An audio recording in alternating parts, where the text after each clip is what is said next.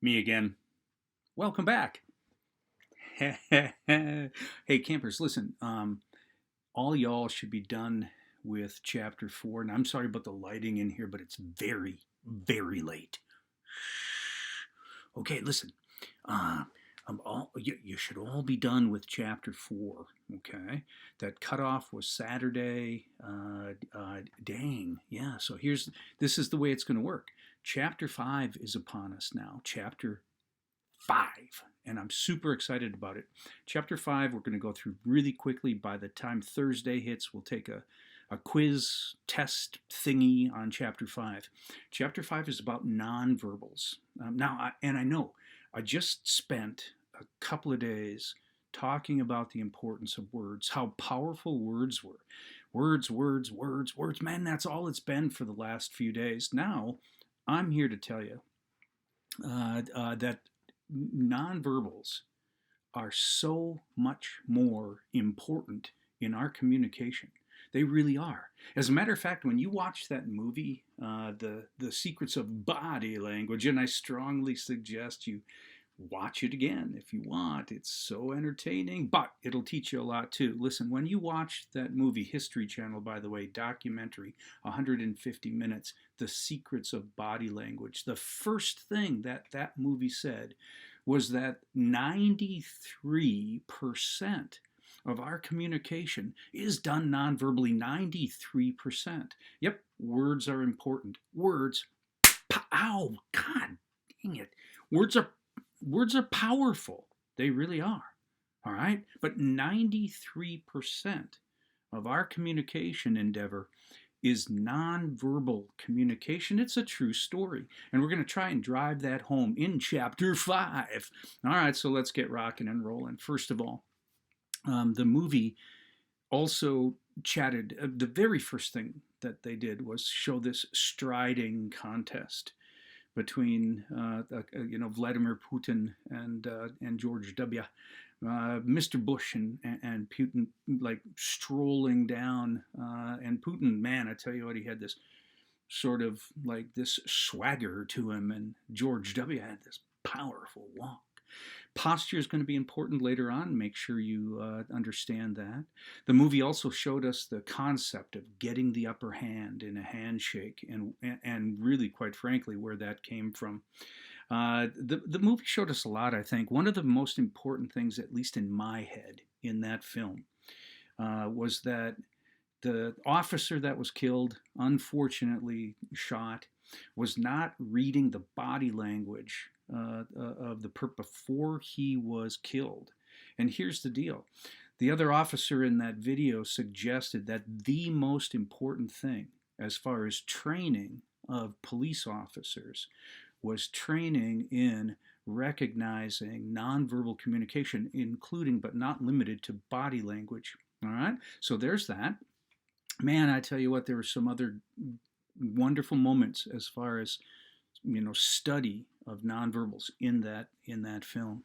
I'm going to bring you back to that 93% here, and I want to first introduce now the definition of nonverbal communication. No, sorry. Nonverbal communication. You can see it on the screen here. Sending and receiving messages without words, or it's what's left over when we subtract the words. All right. Once again, here we go. Sending and receiving messages without words. For instance, you can do this, or you can do this.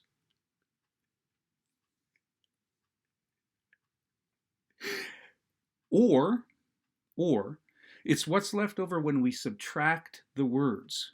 Watch. Hi. Now we take a word the away. Oh man. We take away the word hi, and all we have left with is this. Okay? We take a word, we take away, oh my God, this is going to be fun. We take away the words I'm so sad, and all we have left with is this.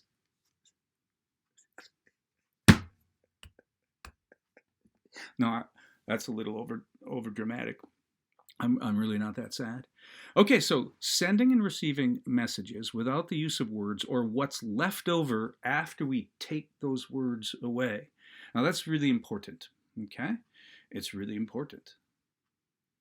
Okay, all right, there are 5 types of nonverbals. This is what we want to do today. 5 types of nonverbals. The first type is appearance, okay? And you should already know this. You already know this, right? Here's the thing. When you go for a job interview, for instance, for the job of your dreams, not only are you going to have excellent vocabulary, right? But you're also going to be dressed up. Guys, you're going to wear a tie. It's going to be tied tightly, and your dress shirt is going to be buttoned. You're also going to have a sport coat over it. If it's the job of your dreams, you're going to look fantastic. You really are. You're not going to look like me. I already have a job. Okay. Here's the deal. Man, it's power suits, ladies. It's skirts. It's dressing to look the part. And again, fitting in like that chameleon, but this time non-verbally. Appearance, right? All right. Posture.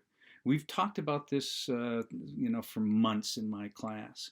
That's why when we get up, to give a speech, when we used to give a speech, we had the balloons pulling us up. We fought gravity. We pushed ourselves skyward. Posture says 1,000 things. So now let's put those two together.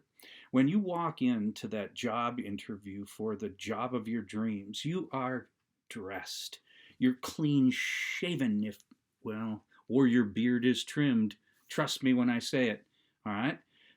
Here's another thing, though.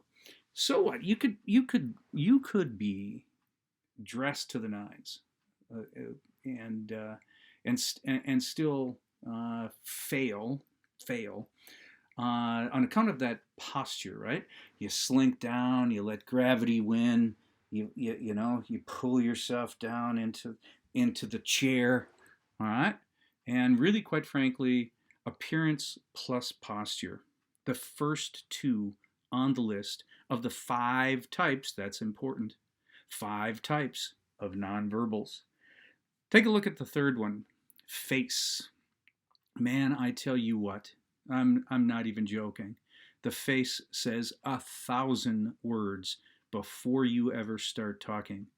What your eyes do, what your mouth does, the little nostril flare, the little tiny subtle nostril flare will say 1,000 things before you ever say the word. Okay? The way your ears pull back, the way your forehead wrinkles and crinkles, the way you squint. Trust me, this is how you know that your friends are lying to you, for instance. Their eyes will shoot to the ground. They don't want to make eye contact, right? Their forehead will crinkle, okay? All right, the face will say 1,000 things before you ever open your mouth. And then there's gestures, the hand gestures. You're going to wave when you say hi. There's 1,000 gestures. I cut off a woman on the freeway the other day, and she gave me a hand gesture. She didn't have to say the words. I totally and absolutely understood what she was trying to say to me, okay? And probably can't repeat that stuff here, but let's move on. Gestures like the hands, the waving, again, the back of the hand when we hold up a fist, very aggressive, the palm of the hand, very gentle. That's why we wave that way. And give the finger with the back of the hand. Vocal cues is something that nobody really thinks about until we go through this lesson. Vocal cues. Here's what that means. That's really the tone of your voice. Vocal cues, the tone of your voice. And this is really super important. There are 4 ways to adjust that tone of your voice. This is super important. Okay? There are 4 vocal cues. Vocal cue number 1 is volume. Volume. Here's what that means. How soft you're speaking or how loud you're speaking. That's simple, right? In the speech world, I encourage you to project, to talk loud, to shout it out, baby, but listen very carefully. There are times when our voice drops. There are times when we get soft. Pitch is the next vocal cue. Pitch. Do you have a high pitch or do you have a low pitch to your voice? The high registers, way up here, almost falsetto for me. Way is your voice very high pitched? Okay. Or are you nice and deep with your pitch? Hey, how you doing? Deep pitch. There was a moment in the movie where they discussed pitch. Margaret Thatcher first started off with a very high-pitched voice, and then she was systematically trained over time to have a very low and slow voice. Speaking of slow, take a sneaky peek at the next way to adjust the vocal cues or the tone of your voice. It's rate.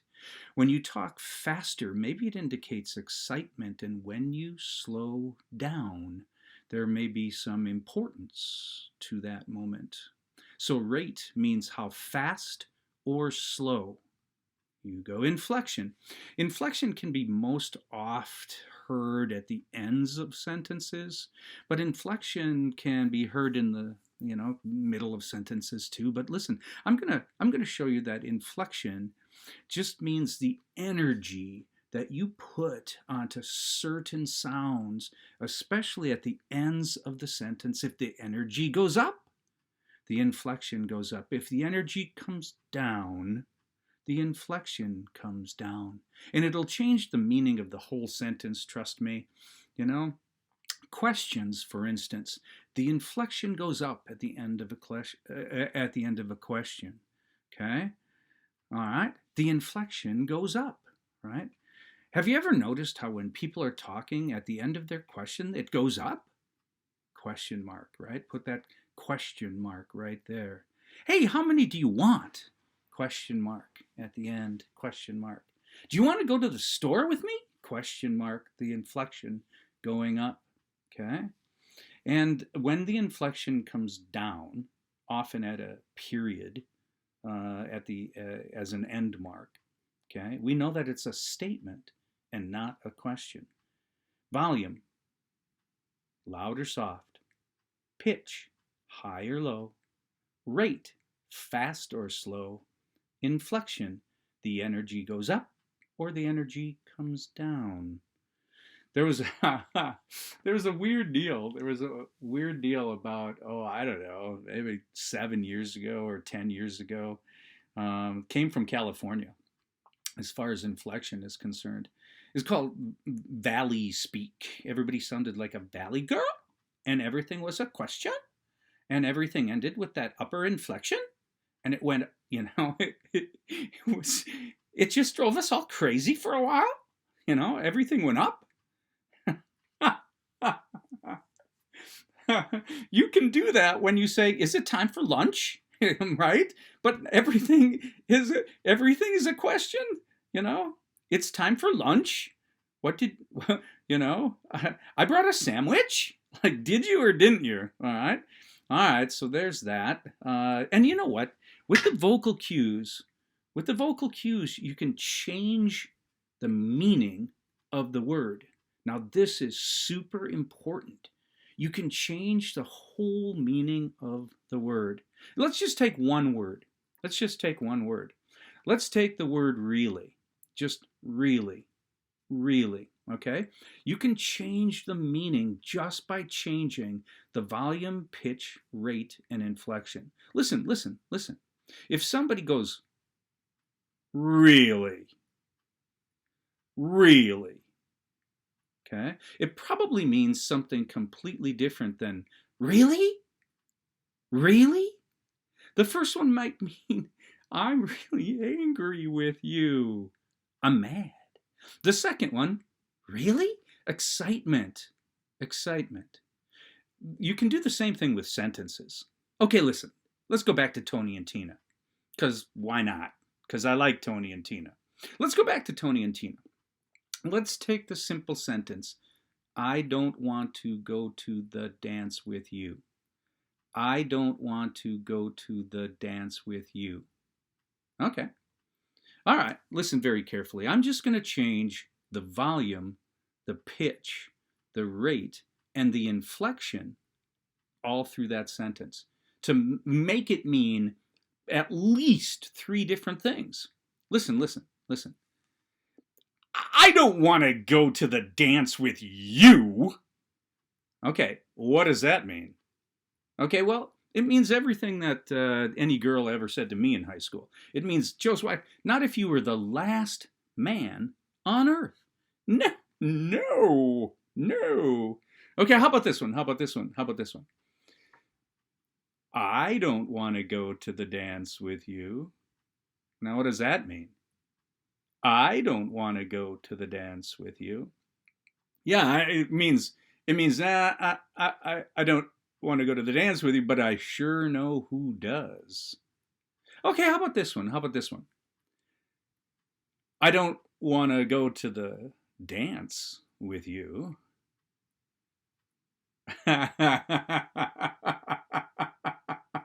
I was like, okay, skip the dance. Let's go right to the after party, baby. Okay, listen. Here's the deal. Manipulation of volume, pitch, rate, and inflection. It's important because nobody thinks about that as a nonverbal. But it is. It really is. It's one of the most important nonverbals. That's why your parents go like this, they go like this, they go like this. They go, don't use that tone with me, young man. Okay, listen. It's like, Tina, would you clean your bedroom? And Tina says this. Tina goes, fine. Okay, Tina doesn't mean fine. She really doesn't. Okay? And honestly, the word is quasi-meaningless there. 93%. All right? Nonverbal. And it's all, in this case, volume, pitch, rate, and inflection, that vocal tone. Don't use that tone of voice with me, Tina. And here's the last thing I'm going to say today. The last thing I'm going to say about nonverbals. We can so easily see these in other people. We can so easily see these in our friends. Like, I know when my friend is lying. I really do. It's not hard, okay? And we can hear it in their voices. Man, I tell you, we can so, but, and here's the key. We absolutely suck. I don't know how else to say this. We're horrible at monitoring our own nonverbals. We have no idea what our hands are doing. We have no idea what our eyes are doing. We have no idea what the tone of our voice sounds like.